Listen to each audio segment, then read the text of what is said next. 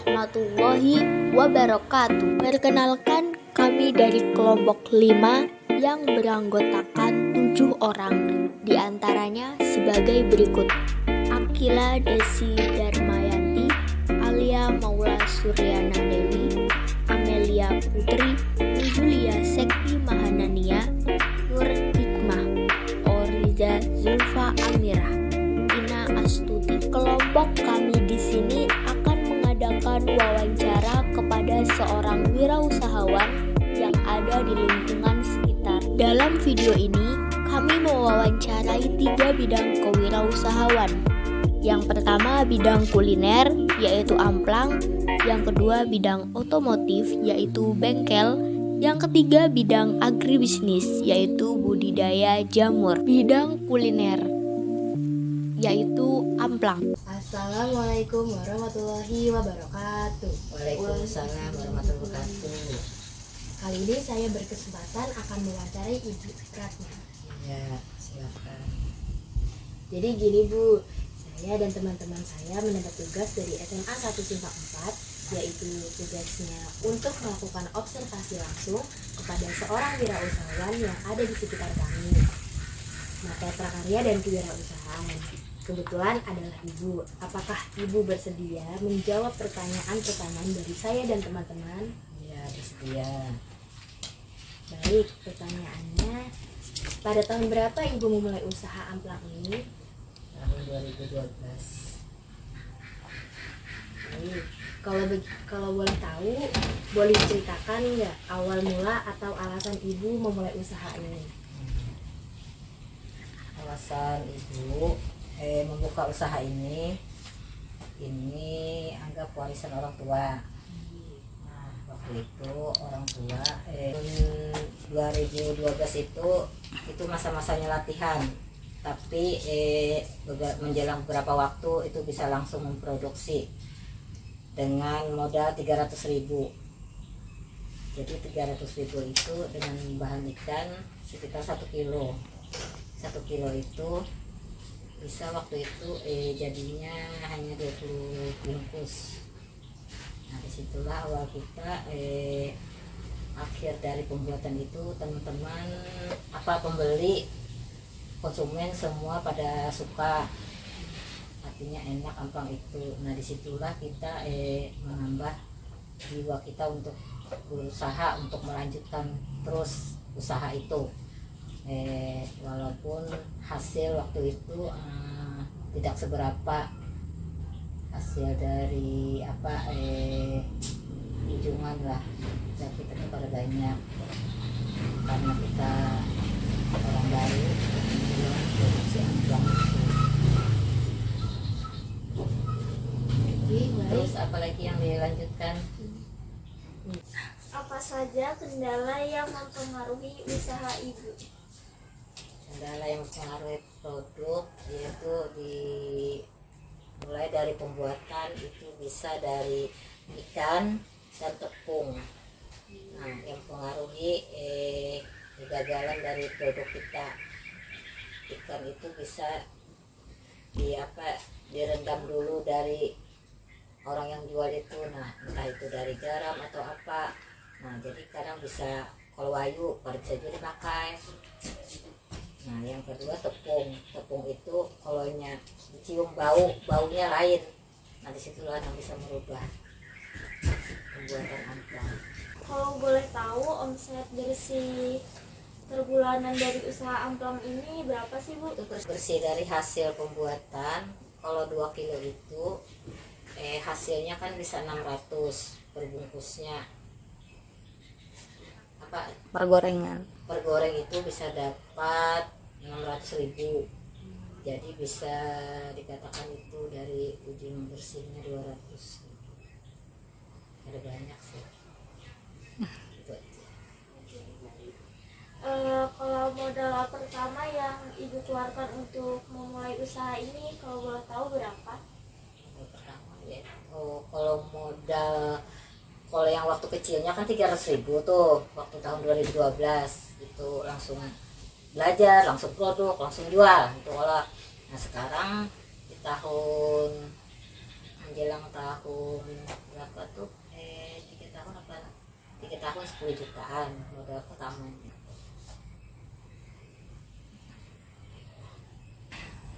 Apakah modal yang ibu keluarkan sudah dipenuhi saat ini? Sudah. Penghasilan ibu per hari kalau boleh tahu berapa ya bu?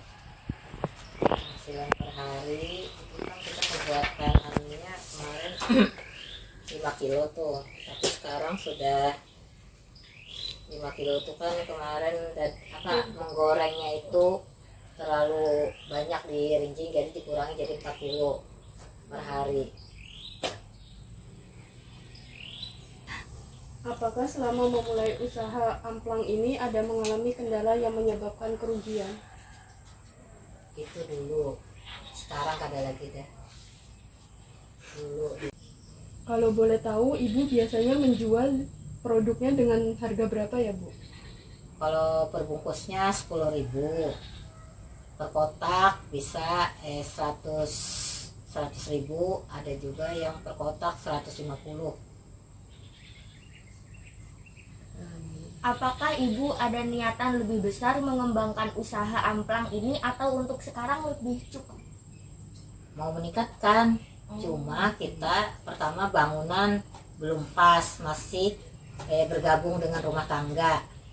Nah, niatannya mau meningkatkan itu jelas ada perlu modal yang lebih mencukupkan untuk keperluan produk ini. Itu apa wah? Kesan dan kesan ibu selama menjalankan usaha ini apakah ada? Kesannya kemarin tuh ada bantuan dari dinas apa sih saya akan dinas perindustrian. Kemarin dia sangat membantu di sini, itulah kesannya kita, makanya malah tambah meningkat untuk memperluas usaha kita ini.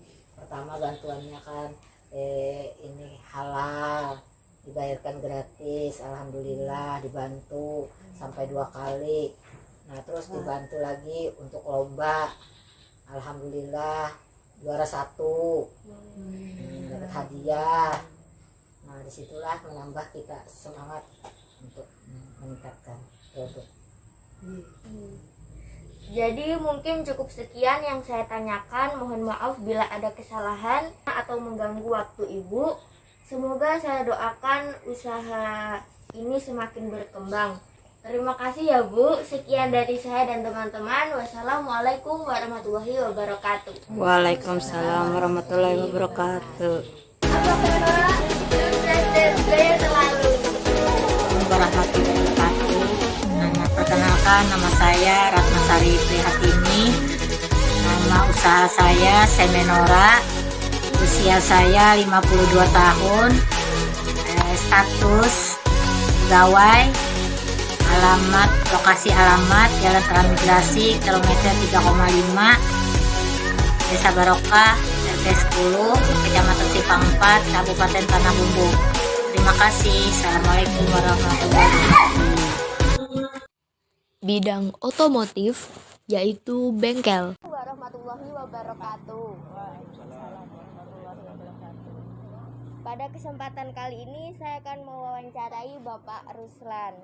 Jadi gini Pak, saya dan teman-teman saya mendapat tugas dari SMA Negeri 1 Simpang 4, yaitu tugasnya untuk melakukan observasi langsung kepada seorang wirausahawan yang ada di sekitar kami, mapel prakarya dan kewirausahaan. Kebetulan adalah Bapak.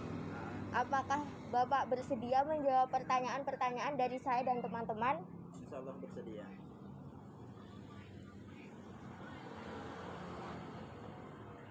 Pada tahun berapa Bapak memulai usaha bengkel ini? Ini bengkel dari tahun 2006. Ya. Kalau boleh tahu, boleh diceritakan nggak Pak awal mula alasan Bapak memulai usaha ini? Bengkel. Awal mula usaha ini, saya kan sekolah, pendidikan saya itu sekolah dulu di SMK Kodeko jurusan mesin. Jadi memang sekolahnya memang di bidang mesin atau di bidang perbengkelan.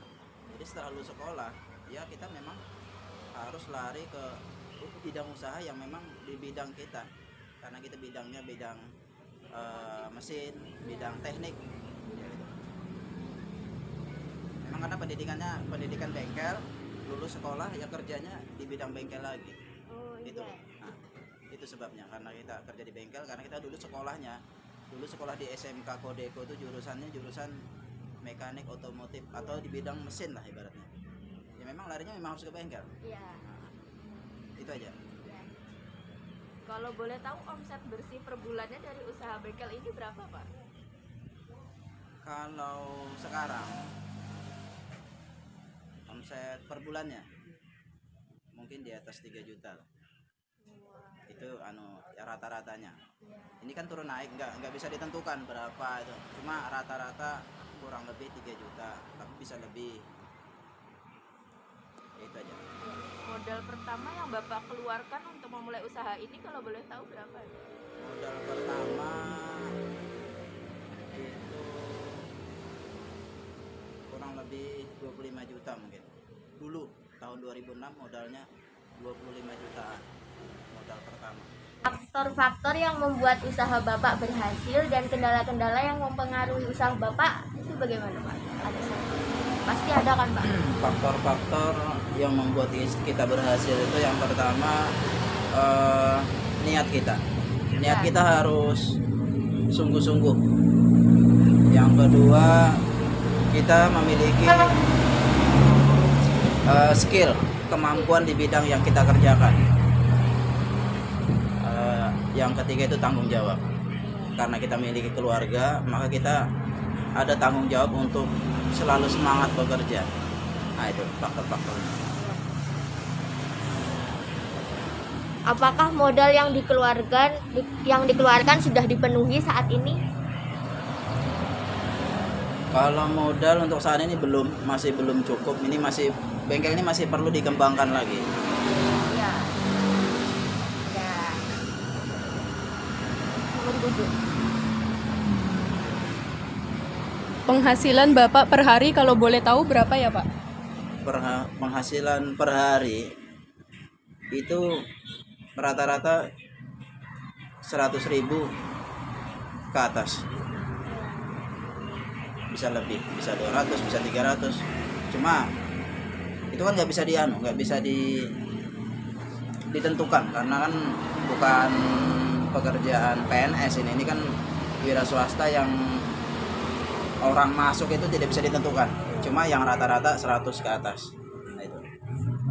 Apakah selama memulai usaha bengkel ini ada mengalami kendala yang menyebabkan kerugian? Kendala ada. Kadang-kadang ada orang yang minta dilayani, ternyata nggak punya uang, terus dia ngutang. Itu ada. Nah, Mas, tolong Mas diganti ban dalamnya. Ternyata dia nggak punya uang, ngutang.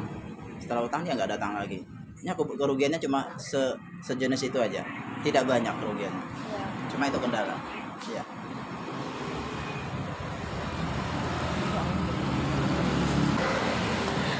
Kalau boleh tahu, Bapak biasanya buka bengkelnya dari jam berapa sampai jam berapa?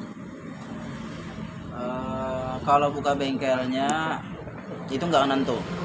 Kadang-kadang jam 8, kadang-kadang setengah 7. Cuma rata-rata itu sekitar setengah 8. Setengah 8 itu buka biasanya. Pesan dan kesan Bapak selama menjalankan usaha ini apakah ada? Kesan-kesannya usaha ini termasuk pekerjaan yang membutuhkan kepedulian terhadap konsumen. Kita harus melayani konsumen dengan setulus hati. Kita sambil bekerja jangan hanya memandang penghasilan, tapi ada nilai amal ibadah di dalamnya. Jadi saling sambil bekerja sambil membantu secara otomatis.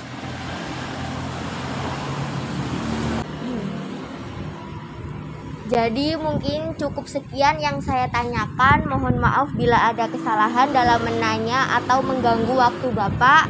Semoga usaha ini semakin berkembang. Terima kasih ya Pak. Amin. Ya. Sekian dari saya dan teman-teman. Wassalamualaikum warahmatullahi wabarakatuh. Waalaikumsalam warahmatullahi wabarakatuh. Ya, Ruslan Effendi. Usia saya 41 tahun. Alamat di Jalan Transmigrasi kilometer 35. Nama usahanya itu bengkel tambal ban MC ini. Status saya sudah punya keluarga, punya anak 4 orang, 3 perempuan, 1 laki-laki. Bidang agribisnis yaitu budidaya jamur. Assalamualaikum warahmatullahi wabarakatuh. Assalamualaikum warahmatullahi wabarakatuh. Pada kesempatan kali ini saya akan mewawancarai Ibu Nuryati. Jadi gini Bu, saya dan teman-teman saya mendapat tugas dari SMA 1 Simpang 4, yaitu tugas untuk melakukan observasi langsung kepada seorang wirausahawan yang ada di sekitar kami, yaitu dari Mapel, Prakarya, dan Kewirausahaan. Kebetulan yang diwawancarai adalah Ibu. Apakah Ibu bersedia menjawab pertanyaan-pertanyaan dari saya dan teman-teman? Ya, insya Allah bisa. Jadi gini Bu, jadi pertanyaannya tentang budidaya jamur yang Ibu kembangkan itu pada tahun berapa Ibu memulai usaha budidaya jamur ini? Mulai tahun 2006 mulai usahanya. Saya sedikit, duit sedikit gitu. Nggak banyak, maksudnya nggak ada karyawannya kan. Karyawannya udah pada pulang ke Jawa, jadi sedikit-sedikit. Jadi dulu tuh ada karyawan Ibu? Iya, ada. Kalau boleh tahu, boleh diceritakan nggak awal mula atau alasan Ibu memulai usaha ini? Ya tadinya kan bapaknya khusus di Banjar, itu asosiasi pembudidaya jamur Indonesia. Dari situ melihat, oh kok aninya bagus, ya itu hasilnya bagus, ya lumayan lah. Jadi itu ikut kursus, habis itu ya dikembangkan di tanah Bumbu ini. Jadi faktor-faktor yang membuat usaha Ibu berhasil dan kendala-kendala yang mempengaruhi usaha Ibu ada nggak Bu? Ya ada, pasti ada.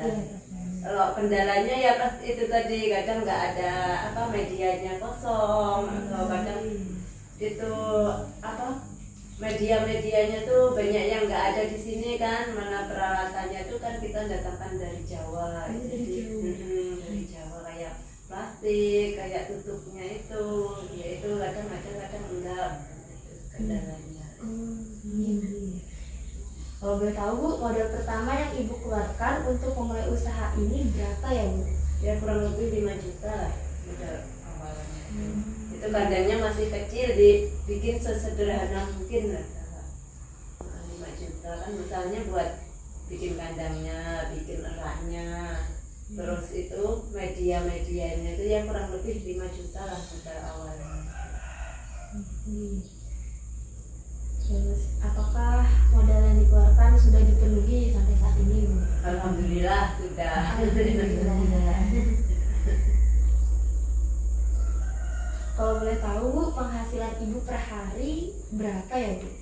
Kalau penghasilan enggak tentu sih, kadang banyak, kadang dikit. Kalau pas panennya banyak itu ya sehari bisa 400-500 ribu kayak itu. Kan kita jual pikroknya juga yang kayak itu tadi ya. Dikasih itu Ibu jual 1.800.000. Jadi kalau orang banyak beli itunya ya kadang ada orang pesen 500 log, ternyata 4 juta gitu lah. Kalau panen jamurnya itu ya minimal ya 100.000 lah sehari itu kalau pas panen. Kan sekilo 30.000 jualnya. Kalau boleh tahu Bu, biasa menjual produknya di mana ya Bu? Di warung-warung, kadang sama konsumen langsung datang ke rumah, yang sudah langganan langsung ambil ke sini, paling WA nanti ambil ke sini. Yang sama jual-jual sayur itu disetorkan ke penjual sayur. Kalau yang mau ngambil sini lokasinya di mana Bu? Ya ngambil ke sini, pesen dulu kan, umpama pesen 1 kilo 2 kilo ya langsung orangnya datang ke sini. Kalau yang di warung-warung kadang ibu yang ngantarkan, dikemasi itu seperempat 7.500. Ada yang kemasan kecil itu 4.000-an, ada juga tergantung permintaan konsumennya. Boleh tahu omset bersih per bulannya dari usaha budidaya jamur ini berapa ya? Kurang lebih 5 atau 6 juta. Kadang tergantung itu kan panennya, kadang banyak, kadang dikit. Jadi ya itulah rata-rata seitu. Apakah selama memulai usaha budidaya jamur ini ada mengalami kendala yang menyebabkan kerugian? Ada. Itu kadang kita medianya itu kontaminasi, itu kan rusak kan, kayak yang tadi itu ada warna hijau-hijau tadi itu kontaminasi, jadi itu nggak bisa dipanen jamurnya. Jadi dia berhenti di situ, nggak mau tumbuh jamur. Apakah Ibu ada niatan lebih besar untuk mengembangkan usaha budidaya jamur ini atau untuk sekarang sudah cukup? Pastinya pengen lebih besar lagi. Pengen tambah maju kan usahanya.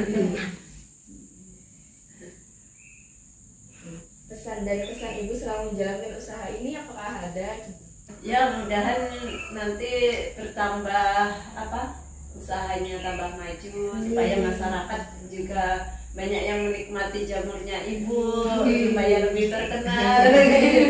Ya alhamdulillah sudah banyak yang mengenal itu hasil budidaya jamur. Soalnya sudah lama juga kan, mulai 2006 sampai sekarang ya sedikit-sedikit, tapi kebetulan sudah pada mengenal di sini. Jadi ya mudahan jangan kapok beli jamur di sini.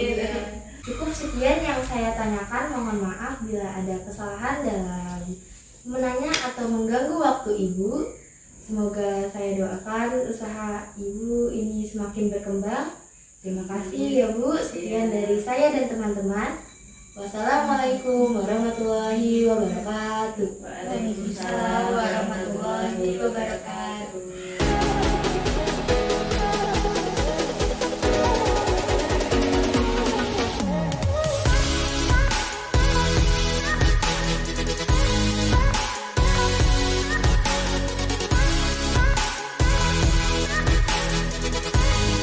Assalamualaikum warahmatullahi wabarakatuh.